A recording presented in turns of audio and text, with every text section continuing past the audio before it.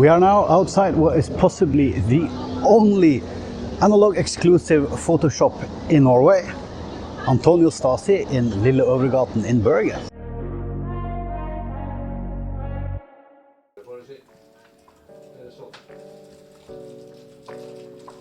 I'm here looking for some vintage glass, so let's go in and check it out.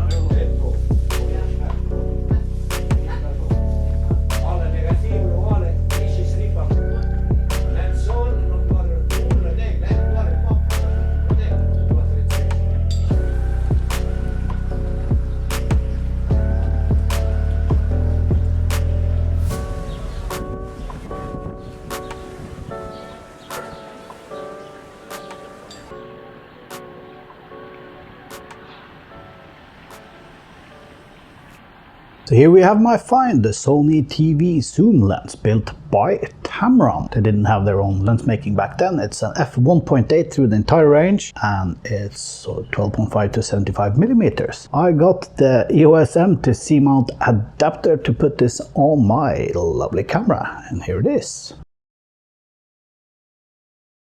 This is a picture I took to show you the vignette, and in 3x3 there's a huge vignette. And 1x3 it's a little bit less, but in 1x1 mode we're so cropped in that there's almost no vignetting.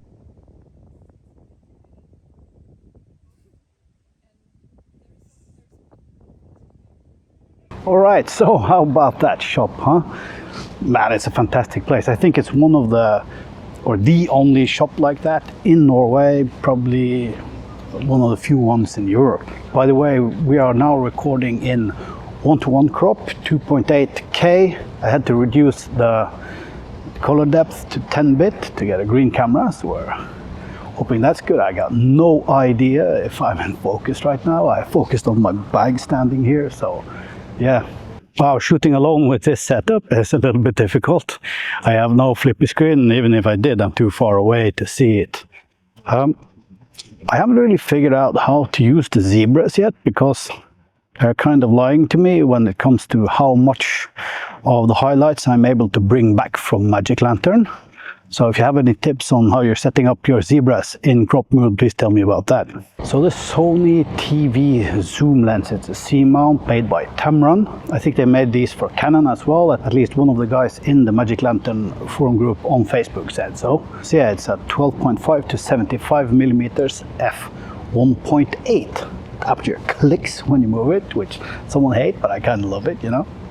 I did a little bit of filming with this lens at home, and to be honest, the look was, I hate to use the word filmic, but kind of at least vintage.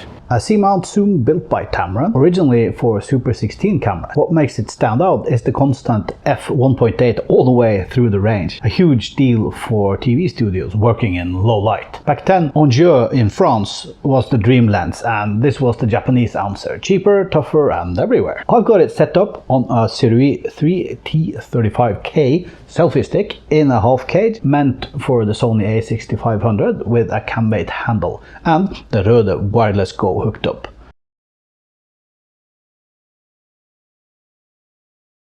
And here we are at Nordnesparken in Bergen. It's a fantastic place. I go down here to swim sometimes. You know, we gotta enjoy these last days of summer.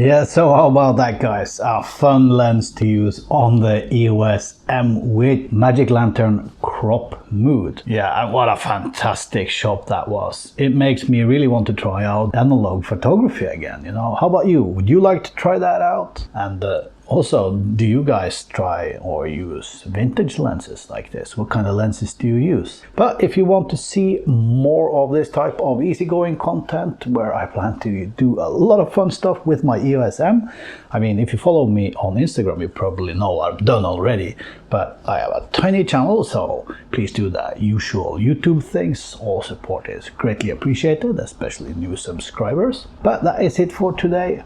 I catch you guys in the next one.